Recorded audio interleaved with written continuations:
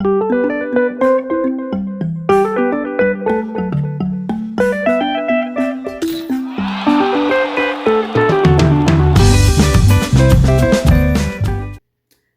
Johnny McCrae here, and we're going to talk today about putting and putting styles.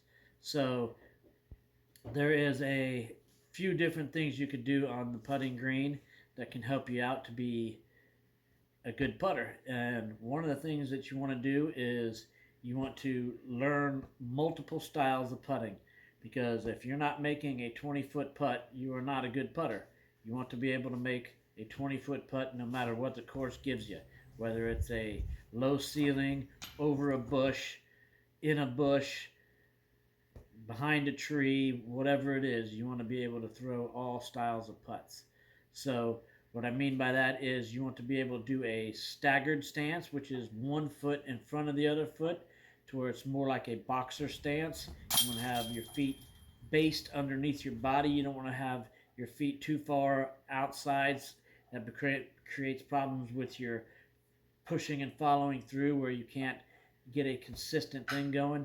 You want to have your feet underneath you so that you're balanced at all times, and that you could use your back leg to push forward with the staggered stance. And you also want to be able to practice on straddle putts, because hardly ever do you go to a disc golf course and you're not behind a tree or in a bush or whatever right there on the putting green. So you want to be able to make straddle putts as well.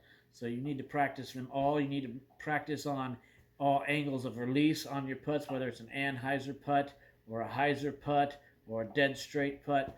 So the two basic kind of putts are a spin putt, which is more of a lot of snap with your wrist, trying to finish with your hand straight up and down like this.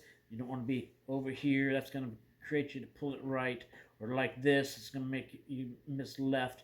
So you want to finish with your hand straight up and down, like you're trying to shake hands with the basket, is the saying. So you want to practice on that wrist snap coming right to there on your spin putts. But that will help tremendously when there's branches you got to go under, or it's really windy.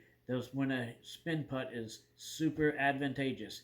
So you want to be able to practice and get good at those as well. And then a push putt is more of a lifting up motion. It's the same thing with your wrist. You still want to finish like this, like you're shaking hands with the basket. That's universal for every style of putting. But but with the push putt, that's going to help you when you're like on a tailwind where it's dropping your putt. That'll help you get a little lift on it, because you're lift shoveling it up, as I call it.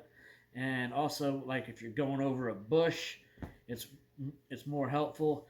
Where I said a tailwind, the push putt's a little bit better. Where the headwind, the spin putt's a little bit better. So using and practicing all those putts. Same thing, you want to practice your little Anheuser releases. If you're going around a tree, there's a tree in front of you and you want to go this way or this way, you definitely want to practice all styles of putts.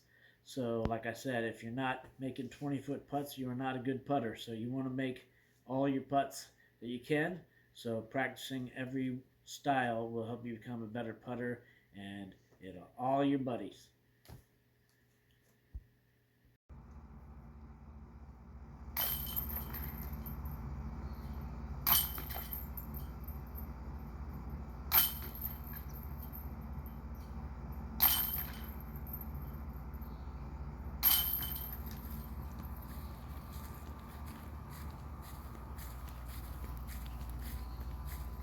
Wait a minute, honey. I got a question. Why do you have the disc dot so low? Like, see how low it is? Why is that? Well, when I practice some shorter distances, like 15 to 25 feet, I put the disc dot in the chains lower, so I can practice just getting over the rim and having less chances of going through baskets and stuff when you're higher up. And so you're aiming a little lower. Plus the disc dot helps you aim, so it's great to put it anywhere on the basket really and practice hitting that dot. But for today I got it nice and low, aiming right at that thing, just shorter putts like 20 feet, bam, hitting it in there low. Oh, okay.